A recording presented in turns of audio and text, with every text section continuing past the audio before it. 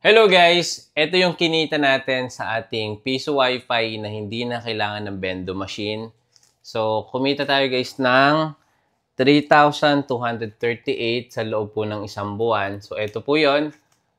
And meron po kaming data para po makita nyo. Ito siya. So, every month, ayan, sinusulat namin yung kita namin sa voucher. So, January 1 to 30, 2025, ayan, 3238. So, ito yun guys. So, bilangin natin.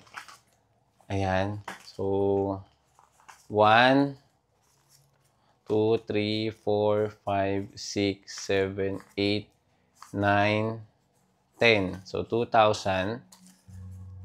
1, 2, 3, 4, 5, 6, 7, 8, 9, 10. 3,000. 3,000. 1, 2, 3, 4, 5. 3,200. Ayan. So, yung iba sobra. Ayan, binarihan lang namin. So, ito siya. 3,200 po. Sa loob po siya ng isang buwan. So, guys, ito yung ating nilagay sa ating shop. Meron kaming dalawang shop. Isa dun sa kabila at isa dito sa bahay. So, meron tayong mga subscriber doon na nag-aabil sila per day ng 3 days, dalawa, or minsan 5 days. So, yun.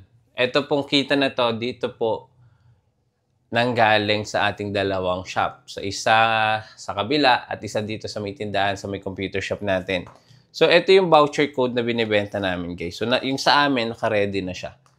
Ayan. So, sample, yung bibili ni customer is 3 days. Ayan. So, meron na kami neto na print. Ayan. And then, meron din tayong 5 days, 1 day. So, kukunin na lang dito ng magbibenta.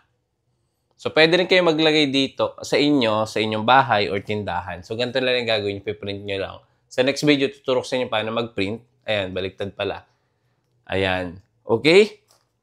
So, paano naman yung presyuhan? So, kapag kayo nag-purchase ng ating piso wifi, kasama na po itong tarpaulin.